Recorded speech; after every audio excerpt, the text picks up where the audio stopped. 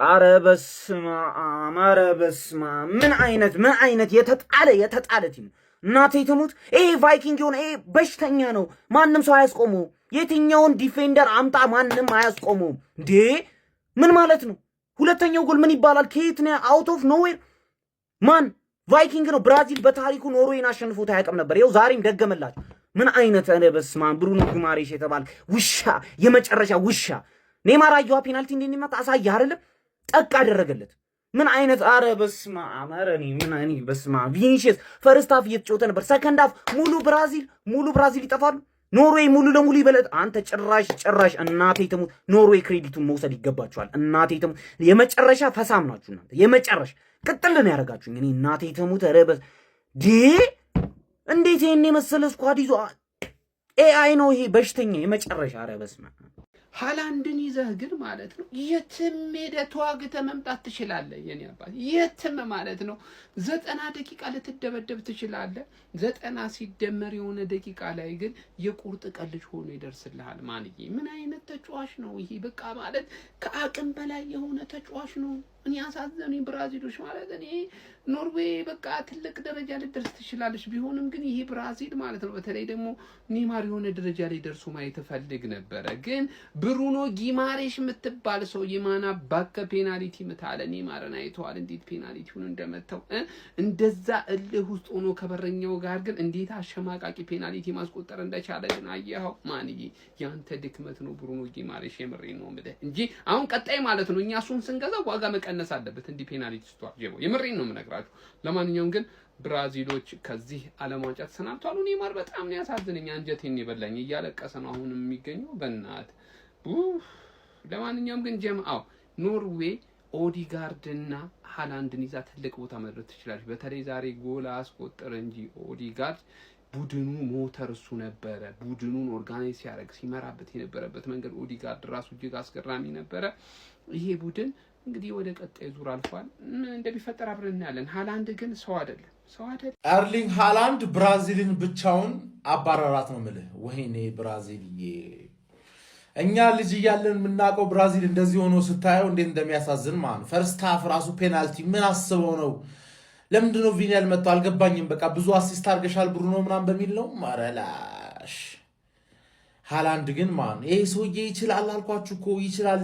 የሆነ ሰዓት ላይ ብቻ ዝም ብሎ ክሮስ ተደረገለት ጠቅ፣ ከዛ ላይ ደግሞ ከቦክስ ውጪ ልምጥጥ አለቀ። ብቻውን ጌሙን ገደለው። ማን ምንም ሳይጮት እኮ ነው ጌሙ ሙሉ ምንም ሳይጮት ምንም ሳይነካ ሁለቴ የሆነ ነገር ተፈጠረ፣ ሁለቱንም ተገኘ። ራይት ፕሌስ ራይት ታይም የሆነ ሰውዬ ገባ አይደለ? ኦፍሳይድ ራሱ አይሆንም እኮ። ምን ሆናችሁ ነው ሃላንድ የምታጣጥሩ ሰዎች? ግን ጤነኛ አይደላችሁ። በመኑ ነው የምላችሁ። ዝም ብሎ እንደዛ ያገባም ኦፍሳይድ እኮ አይሆንም። ኦፍሳይድ አይሆንም። አስበው እስቲ። ኧረ ማንዬ እኔ ያው እስካሁን ድረስ ሴሚፋይናል ምናምን ያልኳቸው ሰዎች በሙሉ እየሄዱ ነው። ገባ አይደለ? ኖርዌይ ብራዚል እንደምጥላት ወይ ደግሞ በፔናልቲ ሆኖ ጃፓን ከሆነ ያለፈች ጃፓን እንደምጥላት ግልጽ ነበረ። ኖርዌይ እዚህ ደረጃ ድረስ ደርሳለች። አሁን ሜክሲኮ ወይ እንግሊዝ የሚለውን ጨዋታ ለማየት ትንሽ የሆነች የ2 ሰዓት ናፕ ምናምን ወስደን ከዛ ከች ማለት ነው እንጂ እንግሊዝ ሜክሲኮ ስታዲዮ አስቴክ ግዴታ ነው ግዴታ ነው። ነገሮች በዚህ የሚቀጥሉ ከሆነ ሊጥሉሽ ነው። እዛ ሃላንድ የሚባል ባለጌ ሰው እያለ የሆነ ካውንተር ወይ የሆነ ስተት የሆነ ነገር ካገኙ ሃላንድ ባለጌ ነው እና ጎል ማግባቱ አይቀርም በእርግጠኝነት ማለት ነው። ኧረ በስመ አብ። እኔ ብዬ ነበር ምናምን ለማለት አይደለም የመጣሁትኝ። ብራዚል በኖርዌይ ተሸኝታለች ከውድድሩ። ኧረ በክርስቶስ ታውቁኝ ነበር ብቻ ታውቁኝ። ይሄ ሰውዬ የሆነ ነገር ሊፈጠር እንደሚችል ታውቁኝ ነበር። አንደኛውን ጎል ተመልክታችሁታል። ሁለተኛውን ጎል ጭራሽ ተስፋቸው ላይ ሄዶ ውሃ ነው የቸለሰበት ማለት ነው። ሴሌብሬቱን ላላረግም። ኧረ በክርስቶስ ብራዚልን የሚያክል የእግር ኳስ ሀገር የእግር ኳስ ሌጀንዶችን እኮ ብጠራ ማለት ነው 70% ከብራዚል የመጣ ነው። ያቺን የመሰለች ኳስ ሀገር የ5 ጊዜ ዓለም ሻምፒዮን የነ ሮናልዲኖ ጎቾ፣ የነ አርናይን፣ የነ ጋሪንቻ፣ የነ ሮማሪዮ፣ የነ ፔሌ ማንን ጠርተኔ አትጨርሳቸውም። ያቺን የመሰለች የእግር ኳስ ሀገር በየዓለም ዋንጫው እየተዋረደች መሸኘት በኖርዌይ ከዛ በፊት በክሮሻ 2022 ላይ ከዛ በፊት በቤልጂየም ራሽያ 2018 ላይ ከዛ በፊት ራሷ ባዘጋጀችው ዓለም ዋንጫ በጀርመን 7-1 ተዋርዳ ተሸንፋ ሄደች። ይሄ በጣም ነው የሚያሳዝነው። በጣም ማለት ያው ሁላችንም ብራዚልን ኔክስት ራውንድ ላይ ማየት እንፈልጋለን ብዬ ስለማስብ የተወሰነ የሲቲ ደጋፊ ሜቢ በሃላንድ ምክንያት ብራዚልን እንድትወድቅ የሚፈልግ ካለ አላቅም። ብቻ በጣም ነው ያዘንኩት። በጣም ካርሎ አንቸሎቲ በጣም ነው የምትችለው ማለት ነው። እኔ እሺ ሌሎቹ ነገሮች ተዋቸውና ኤንድሪክ ለምንድን ነው የገባው በኩኛ ተቀይሮ? እንደዚህ አይነት ሪስኪ እንደዚህ ኖክአውት ላይ ስለ 40 ዓመት እንኳን ኤክስፔሪየንስ ተጫዋች ካለ እኮ ትንሽ ደቂቃ ነው የቀረሃል። 90 ደቂቃ አይደለም ለትንሽ ደቂቃ እኮ ኤክስፔሪየንስ ዱንስ ተጫዋች ነው የምትመርጠው አይደለ? ኩኛ ከኤንድሪክ የተሻለ ተጫዋች ነው። በዛም አለ በዚህ ገብቶ የሰራውን ስራ አይታችኋል። ያን የመሰለ አሲስት ቪኒ አድርጎለት ያችን አባክ ነው ድጋሚ የሆነ ኳስ ያገኛል። ያችን ስተትክሳለሁ ብለው ከሩቅ ጠለዘው። ምንም አይመስልም። ልጁ በጣም ህፃን ነው። ባይዘዌ በጣም ጩጬ ነው። በጣም ይሄ ቤንች ላይ ምናምን እንደዚህ የሚተኛ ሰው እኮ ነው። ጉዳዩ አይደለም። እንደዚህ ጨዋታ ላይ እሱን ቀይረህ ታስገባለህ። ሃላንድ ደግሞ ጋብሪኤል ማጋሌሽን ከፊቱ ካየ በቃ ደስ አይለውም። ጎል ሳያገባ አይወጣም። አንድ የካርሎ አንቸሎቲ ስህተት የሚመስለኝ ጋብሪኤል ማጋሌሽን ማስገባታቸው ነው ከሃላንድ ጋር። ሃላንድ ከገባ ከጋብሪኤል ጋር ጎል ያገባል። በቃ እኔ ለምን እሬበስ ደግሞ አባቱ ምን አይሉታል እኮ ከአባት ጋር ተገናኘ ሁሌ እንዳገባበት አይደል? እሬበስ ለማንኛውም ብራዚል ተሸኝታለች ማለት ነው። ኖርዌይ አልፋለች። ሃላንድ እኔ ቃል የለኝም፣ በክርስቶስ እኔ ቃል የለኝም። ሁለተኛውን ጎል የበሰበሱ ናቸው የብራዚል ተጫዋቾች። ለነገሩ እንደዛ አመቻችቶ ዘና ብለው ከዛም እኮ ተስፋ የሆነ ሌላ 90 ደቂቃ ቢጨመርም ጎል የማግባት ተስፋ የላቸውም። በቃ እንዴት እንደሚያሳፍሩ። አሁን እናንተ ናችሁ ብራዚልን ወክላችሁ የምትጮቱት። እኔ ስለዚህ ዓለም ዋንጫ ምን ማለት እንዳለብኝ ራሱ አላውቅም። የ5 ጊዜ ዓለም ዋንጫ አሸናፊዋ ብራዚል ከውድድሩ ተሰናብታለች። በማን? በኖርዌይ። ሌላ ዲስአፖይንት የሚያደርግ ምሽት። ቆይ ከመቼ ጀምሮ ነው ብሩኖ ጉማሬሽ ፔናልቲ መቼ ሆነው እንዴ? ቪኒሺየስ ራሱ አይመታው። እኔ የሚያሳዝነኝ ብራዚል መውደቁ አይደለም። እውነት ኔይማር በድጋሚ ሲያለቅስ ስለናየው ነው። እንደዛ ሳይገባው ወደ ዓለም ዋንጫ ሄደ። እዛው ቤቱ ቢቀመጥ ይሻለው ነበር። ወይ በስነ ስርዓት አልተጫወተ፣ ወይ ፊት አልሆነ። ድጋሚ ሲያለቅስ ስለናየው ኧረ በስመ አብ ብራዚል። ኧረ ብራዚል ሃላንድ ባለበት ቲም እንደዚህ አይነት እድል እንደዚህ አይነት ስፔስ ለሃላንድ ቀለል እያደረገ ተጫወተባቸው። እውነት ቫይኪንጎቹ የ5 ጊዜ ዓለም ዋንጫ አሸናፊዎቹን ብራዚሎችን 2-1 በማሸነፍ ከዓለም ዋንጫው በማሰናበት ወደ ኳርተር ፋይናል ለማለፍ በቅተዋል። ምንድን ነበር የተመለከትነው ጋይስ? ኤርሊንግ ብሮት ሃላንድ ምን አይነት ድንቅ አጥቂ ነው!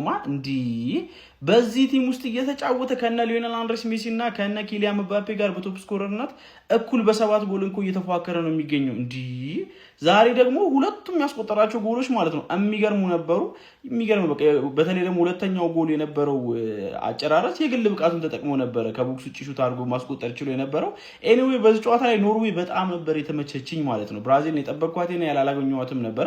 ኳሱን ሁላ ፖሰስ ታርግ የነበረው በብዛት ኖርዌይ ነበረች። በጨዋታው ላይ በሙከራዎች ረገድም ተመጣጣኝ ነበረች ማለት ይቻላል ከብራዚል ጋር ማለት ነው። ብራዚሎች ያው በትራንዚሽን ነበር ለማጥቃት ሲሞክሩ የነበረው ባይሳካላቸውም ማለት ነው። በዚህ ጨዋታ ላይ ግን ከሰከንድ ሃፍ በኋላ ነበር ነገራቶች መለወጥ የጀመሩ። 79ኛውና 90ኛው ደቂቃ ላይ ነበር ኤርሊንግ ብሮት ሃላንድ ለኖርዌይ ሁለቱን ጎሎች ማስቆጠር የቻለው ማለት ነው። በብራዚል በኩል እንግዲህ ብቸኛውን ጎል ኔይማር ጁኒየር 100ኛው ደቂቃ ላይ በፔናልቲ ማስቆጠር ችሎ ነበረ፣ ምንም እንኳን ከሽንፈት ባይታደጋቸው ማለት ነው። ለብራዚል በጨዋታ ላይ ካጀማመራቸው መጥፎ ሊባል የሚችለው ነገር ብሩኖ ጉማሬሽ እንግዲህ 14ኛው ደቂቃ ላይ ፔናልቲ አግኝቶ ሳይጠቀምበት ቀርቶ ነበረ። ምናልባት ይሄ ፔናልቲ ተቆጥሮ ቢሆን ኖሮ የዚህ ጨዋታ መልክ በዚህ መልኩ ላይ ጠናቀቅ ይችል ነበረ። ኤኒዌይ ግን ያማለ ይህ ለኔ ኖርዌይ በጣም የሚገባት ናሽናል ቲም ናት ወደ ኳርተር ፋይናሉ በማለፍ ማለት ነው። በኳርተር ፋይናሉም እንግዲህ የእንግሊዝና የሜክሲኮን አላፊ ቡድን የምትገጥም ይሆናል ማለት ነው። እኔ ይሄ ቡድን በጣም ነው የተመቸኝ። የ5 ጊዜ የዓለም ዋንጫ አሸናፊዋን ብራዚልን አሰናብቶታል። እኔ ብራዚል ሲጀምር እንደዚህ ጀነሬሽን ማለት ነው የደከመ ጊዜ ላይ ደርሳ የምታውቅ አይመስለኝም በግሌ ማለት ነው። ኤኒዌይ ካርሎ አንቸሎቲ ብሔራዊ ቡድናቸውን ይዘው ከዓለም ዋንጫው ተሰናብተዋል ማለት ነው። ስለ ጨዋታ ያላቸውን ሀሳብ አጋሩኝ። የፕላስ ምልክቱ መጫን እንዳትረሱ። ራሳቸውን የሚዋሹ ብሔራዊ ቡድን ማለት የብራዚል ብሔራዊ ቡድን ተጫዋቾች ኔይማር እኮ በእነሱ እድሜ ማለት ነው ምን ሲያደርግ እንደነበር ያውቃሉ። አንቸሎቲ የቡዜማን መጫወቻ ያደርገናል፣ እንድሪክን ያስገባል። ቡዜማሩ ማለት እኮ ነው። እኔ ጉፋን ይዞኝ እንኳን ነፍጤ የምትሆኝ አያውቅም። ሃላንድ እኔ አይመቸኝም፣ አልወደውም። ግን ያልወደውም ማለት አይችልም ማለት አይደለም። የዓለማችን ምርጡ አጥቂ ነው። ይቀጣሃል፣ እንዴት እንደሚቀጣ ያሳይተዋል። አንድ ክለብ ውጤታማ የሚሆነው በቡድን ነው። ይሄው እንደ ቡድን ተጫወቱ፣ ውጤታማ ሆኑ። ራሳቸው እንዴት እንደሚያዩ ይቆልን ነቢል ይሰደማል።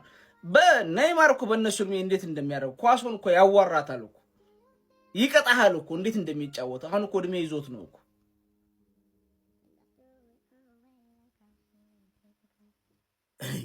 ቢስሚላህ እኔ ለብሔራዊ ቡድን አንድ ቀን ስሜት እኔ ይሄንንም ለብራዚል እንደዚህ ስሜት የሆነኝ ለኔይማር ስም ነው እንጂ ዞር ብዬ አላያቸውም። ነገ ቀጣይ እሱ አይኖርም አይደል?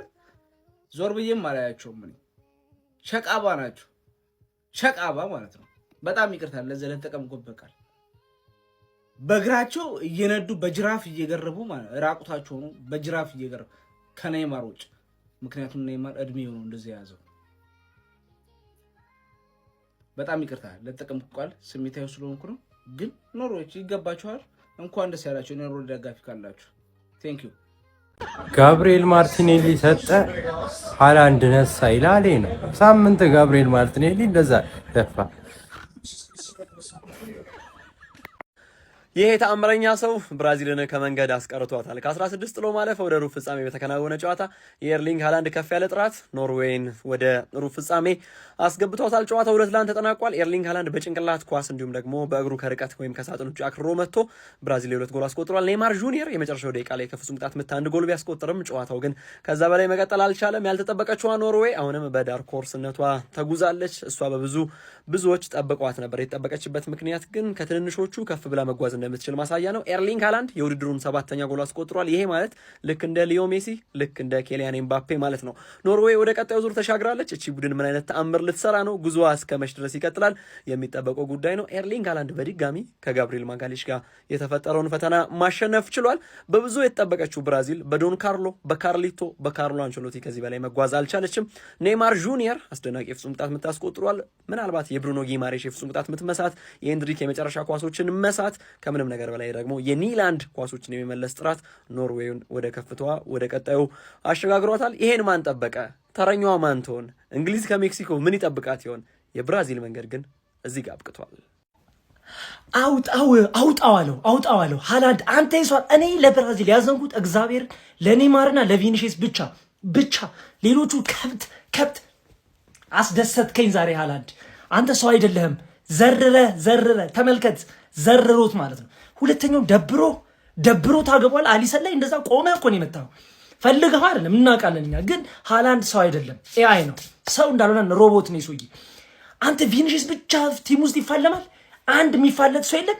እግዚአብሔር ኤንድሪክ ተወድ ከብት ሱማ አንተ እንደዛ ሰንጥቆ ሰጥቶት ይሳታል። እንኳን እኔ እግዚአብሔርን ደበረኝ። በቃ ትንሽ ኔይማር በቃ መጨረሻ ፔናልቲ ማን አይመጣውም። ጉማሬሽ እኔም ፔናልቲውን ለምን ቪኒሺየስ አልመታውም ነው በቃ ጥያቄ። እሱ ቢመታው ይሄን ፈርስት ሃፍ ገብቶ ቢሆን እንደዚህ አይነት ውጤት አይመጣም ነበር። ሃላንድ ግን እኔ አረበስ አንተ ሰው አይደለህም። ውፍ እንዲህ ማጋሪሽ ኮምፕሊት ይዟል ብዬ ጠብቄ ነበር እኮ። ግን እንደዛ የሚባል ነገር የለም እዚህ ሰውዬ ጋር። ኤርሊንግ ሃላንድ ጤነኛ አይደለም። እውነትም ሮቦት ሃላንድ፣ ብራውት ሃላንድ ምን አይነት አስደናቂ ተጫዋች ነው። ለሀገሩ 7 ጎሎችን በዓለም ዋንጫው ለመጀመሪያ ጊዜ በተካፈለበት የመጀመሪያ ዓለም ዋንጫው 4 ጨዋታዎችን ብቻ አድርጎ 7 አስደናቂ ጎሎችን አስቆጥሯል። ዛሬም ታላቋን ብራዚልን የ5 ጊዜ ዓለም ዋንጫ ሻምፒዮን የሆነችዋን ሀገር 2 ወሳኝ ጎሎችን በማስቆጠር ሀገሩ ኖርዌይ የመጨረሻውን የሩብ ፍጻሜ እንድትቀላቀል አስችሏል። አዲስ ታሪክም ለሀገሩ መጻፍ ችሏል። ለመጀመሪያ ጊዜ ኖርዌይ እንግዲህ በታሪኳ በዓለም ዋንጫው የመጨረሻውን 8 የተቀላቀለችበት አጋጣሚ ተፈጥሯል። ለሀገሩ 54 ጨዋታዎችን አድርጎ 62 ጎሎችን አስቆጥሯል። ምን ማለት ነው? ምን አይነት በጣም የተለየ በጣም ከአእምሮ በላይ የሆነ ተጫዋች ነው ጋይዝ። ብራዚል ከአቋም በታች በተጫወተችበት ምሽት እንግዲህ ለኖርዌይ እጇን ለመስጠት ተገዳለች። ኔይማር 100ኛው ደቂቃ ላይ የፍጹም ቅጣት ምት ጎል አስቆጥሮ 2-1 ጨዋታውን ማድረግ ቢችልም ነገር ግን ጊዜ አልነበራቸውም ተጨማሪ ጎሎችን ማስቆጠር የሚችሉበት። ብሩኖ ጊማሬሽ ጨዋታው እንደተጀመረው በመጀመሪያዎቹ ደቂቃዎች ቪኒሺየስ ጁኒየር አሳልፎ የሰጠውን ፔናልቲ ሳይጠቀምበት ቀርቷል። የኖርዌይ ግብ ጠባቂ ኒላንድ ደግሞ በጣም አስደናቂ ምሽትን ማሳለፍ ችሏል። በርካታ ሴቮችን አድርጓል። ለማንኛውም ብራዚል እንግዲህ ጉዞዋ እዚህ ጋር አብቅቷል። ነገር ግን ኖርዌይ በቀጣይ ደግሞ በሩብ ፍጻሜው የምንመለከታት ይሆናል። ስለ አስደናቂ የኖርዌይ ውጤት እንደዚሁም ደግሞ ስለ ኤርሊንግ ብራውት ሃላንድ ገድል ምን ትላላችሁ? ሀሳብ አስተያየታችሁን ኮሜንት ሴክሽን ላይ አጋሩ። ሜዳ ስፖርትን ፎሎ ማድረግ እንዳትረሱ። ዳትስ ማይ ስትራይከር በቃ አለቀ እኮ። ሃላንድና ጋብሪኤል የሚባል ነገር እንዳልሰማ። አረ አያፍርም፣ ደገመው። በኢየሱስ ምን አይነት ሎ ድሪቭን ሻት ነው! ልጥፍ ባክግራውንዱን እዩት። በቃ the best picture of the year ጋብርኤል ከኋላ ተኝታለች። ይህን የመሰለ አጥቂ መያዝ እኮ መታደል ነው። ይህን የመሰለ ያለ ምርጥ አጥቂ ከማንም ተላፊ ተከላካይ ጋር ታወዳድረዋለህ እንዴ? መጀመሪያ ጋብርኤል ነው ሲጀመር ጋብርኤል ለመላፋት እንጂ ኳስ ለመጫወት እኮ አይገባም። በላዩ ላይ ነው የገጨለት። ሃላንድ ቨርሰስ ጋብርኤል የሚባል ነገር እንዳልሰማ የለም። ብራዚልን ኖርዌይ አሰናብታታለች። እረ ሃላንድ ሃትሪክ ሊሰራ ራሱ ይችላል። ከዚህ በኋላ ብራዚል ወደ ጨዋታ አይመለስም። ለምን 20 ደቂቃ ይጨምሩላቸውም? ያስታውቅ ነበር ሰከንድ አፉ ሲጀምር። ገና ኳርተር ፋይናል ነው አይደረሱት ተበለዋለህ። እኔ ከዚህ በኋላ ለኖርዌይ ነው የምደግፈው ከፖርቹጋል ቀጥሎ ማለት ከፈለጉ ፋይናል ይገናኙ ማለት ነው። አይደብረኝም ማንም ቢበል። ቴሌግራም ላይ ራሱ እያሳካን ያለነውን ገብተህ አሁን ፕሪዲክሽንስ ብለን የሚገራርም ቀመር ማለት ነው። ማን ብራዚል ተሸንፋ ከዓለም ዋንጫ ውጭ ሆናለች። እነዚህ የመጨረሻ ደደብ ቲም እግዚአብሔር እኔ ለኔማር ሲባል እንኳን ቢያንስ አይታገሉም። እኔ የሚያሳዝነኝ ኔማር ነው። ስንት መቺ ባለበት እዛ ጋር ቪኒሽስ አለ፣ ኩኛ አለ ምናምን ብታጣ የማይችል አጥቂ ይሻላል ከአማካኝ። ጉማሬዝ ይመታል ደግሞ ቀለል አድርጎ ምንም አልመሰላቸውም። እንደዚህ ዋጋ እንደሚከፍሉ ጨዋታውን ካያችሁት ያስታውቃል። በቃ ይሄ ሮቦት ይሄ ጤነኛ አይደለም። በቃ ግራኝ ነው። በዛ ላይ ደግሞ የሚመታቸው ጎሎች እዛ ጋብሪኤል ላይ ቀለደበት። በቃ የመጀመሪያው ጎል ከሱ አናት ላይ መጥቶ ነው ያገባበት እና ማን ነው ጋብሪኤል ያስባለን። ገባችኋ? እና ይሄ ጤነኛ አይደለም። ሲቀጥል ደግሞ ኖርዌይ እኮ የትም እንደማይደርስ እኮ እናውቀዋለን። ግን ብራዚልም ደግሞ አሳዛኝ ናቸው። እውነት ለመናገር አይችሉም። ግን ለኔማር ሲባል እንኳን አሳዘኑኝ። በቃ አፈር ብሉ። ግን ሃላንድ ሰው አይደለም እንዴ? ኧረ እንዴ የዛሬውን የብራዚልን ጨዋታ በደንብ አድርጎ የሚገልጸው ፎቶ ይሄ ነው። በደንብ አድርጎ ማለት ነው። እሰይ እንኳን ተሸነፋችሁ ይበላችሁ። ኔማር ብቻ ማለት ነው። እኔ እግዚአብሔርን ኔማር ብቻ አሳዘነኝ። ቪኒና ኔማር እኔ እንጃ። እኔ የአሁኑ ብራዚል አይገባቸውም እነዚህ ሰዎች። የአሁኑ ብራዚል ላይ ሳይሆን ያ የድሮ አስፈሪው ግርማ ሞገሳሙ ብራዚል ላይ ነበር መግባት የነበረባቸው። ይሄ ኤንድሪክ የሚባል ወይኔ በኢየሱስ ክርስቶስ ወይኔ ኤንድሪክ አንተ ቆይ እኔ እድሜ ልክህን ኳስ ስትጫወት ኖረ እንዴት ነው ቆይ ድሪብል ማድረግ የማትችለው? ከኋላም ከፊትህም ማንም የለም። ቪኒኮ ከዚህ በላይ እሺ እንዴት ይስጥህ? እኔ ንገረኝ እንዴት ይስጥህ? ከዚህ በላይ ምን አይነት ኳስ አረዘመብህ? አላጠረብህ? እግር ላይ ቁጭ ያደረገልህ አንተ ድሪብል ማድረግ አትችልም? ኦቨርተች ደግሞ እኮ ኦቨርተች መንካት እኮ አይደለም። እንዲህ ነው እንዴ ቺፕ የሚመታው? ይኸው ጠይቀው ጆ ፔድሮን ሂድና ቺፕ እንዴት ነው የሚመታው ብለህ ጠይቀው። ቺፕ እንዴት እንደሆነ ታይት ስፔስ ላይ ምንም ተጫዋቾች ሙልት ባሉበት ቦታ ላይ ቺፕ እንዴት እንደሚያገባ ታየው ነበር አይደለም? እንደዚህ ፍሪ ስፔስ በረኛውን አጥፋው አታገባም? ምን ማለት ነው?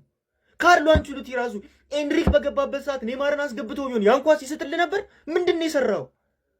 ምን አይነት አሰልጣኝ ነህ አንተ እንዴ? ኢጎር ቲያጎን ጠርተህ ይሄን ልጅ በማስቀረት የከፈልከውን ዋጋ አሁን እያየው እሰይ እንኳን ይበልህ። እንዴት ደስ እንዳለኝ እንዴ!